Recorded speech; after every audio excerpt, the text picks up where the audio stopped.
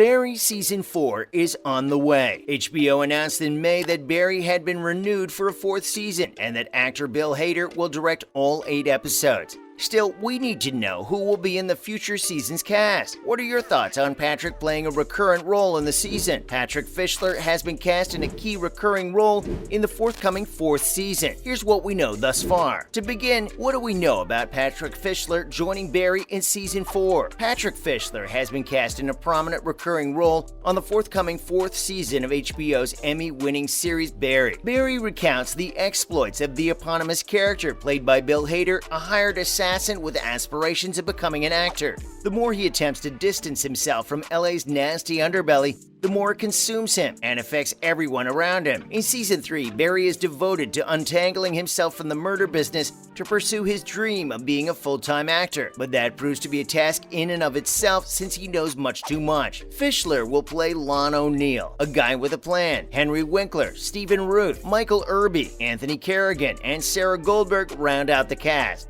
The dark comedy has received 44 Emmy nominations and 6 wins, including Outstanding Lead Actor in a Comedy Series for Hader, Outstanding Supporting Actor in a Comedy Series for Winkler, Outstanding Sound Editing for a Comedy or Drama Series, Half Hour, and Animation, and Outstanding Sound Mixing for a Comedy or Drama Series, Half Hour, and Animation. Season 3 executive producers include Hader, Alec Bird, Ada Rogers, and Liz Sarnoff, with Julia Camino producing. Fischler also appears in Showtime's American Gigolo. He has previously appeared in American Crime Story Impeachment, The Right Stuff, Happy, Defending Jacob, Brand New Cherry Flavor, Twin Peaks The Return, Silicon Valley, and Mad Men. Paradigm Talent and Main Title Entertainment represent Fischler. Moving on, Barry's Season 4 release date. The COVID-19 epidemic has disrupted the show's brief off-season rhythm, making it difficult to predict when Barry's Season 4 will broadcast. The Season 2 debut, March 31st, 2019, was less than a year after the Season 2 renewal on April 12, 2018. However, because production was halted before recording even a single episode,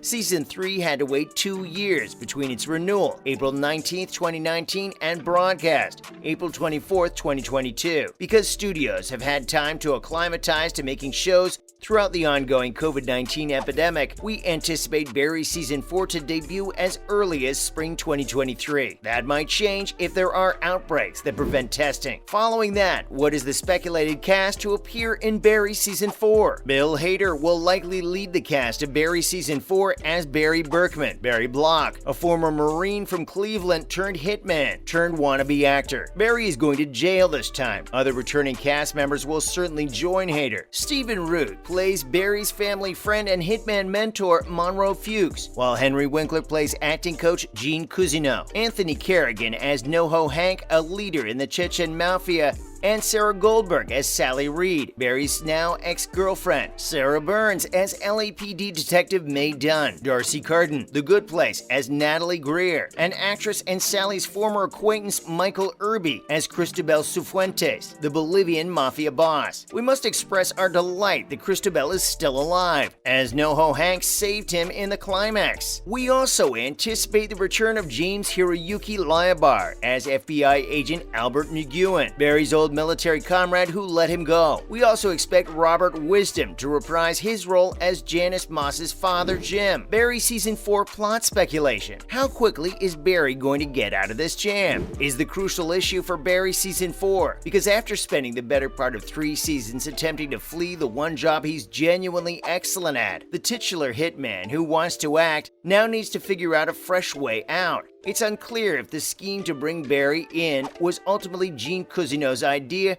or if Jim Moss had a hand in it, but it feels like those two could be looking over their shoulders if Barry escapes. Oh, and Barry getting arrested comes at an odd time. He could run into Fuchs in prison, as his former mentor was apprehended at the end of Season 3. Then there's NoHo Hank and Cristobal's narrative. Now that our beloved Chechen gangster has saved his lover, the two must return home safely. In Barry's world, the odds are that they won't won't make it back safely and will have to deal with even more mayhem. Once they're safe, we're sure these lovers will desire the same thing Barry does, to get away from the life of crime. Finally, a word for Sally, who will be disappointed that she isn't receiving more credit here. Sally has a nemesis in old friend Natalie Greer after returning to Joplin to reconnect with her origins. But given how this program works, we feel the two will end up working together again, just as Cusino is on his forgiveness tour. In other news, how can cost-cutting justify HBO's decision to remove a dozen shows and films from its platform? Despite HBO Max having fronted the cash for the production of these projects, it remains responsible for residuals, including back-end payments to cast, crew, and writers, depending on long-term audience data. Executives may rapidly save costs by deleting certain films and series, especially those made by HBO Max rather than licensed. Warner Bros. Discovery has guaranteed at least $3 billion from the combination of Warner Media and Discovery, which was announced in May. According to two persons familiar with the situation who asked not to be identified since the finances are confidential, the content eliminations will save tens of millions of dollars. The cost is not the same as why the superhero film Batgirl was canceled earlier this month. This action took advantage of a tax incentive for strategic mergers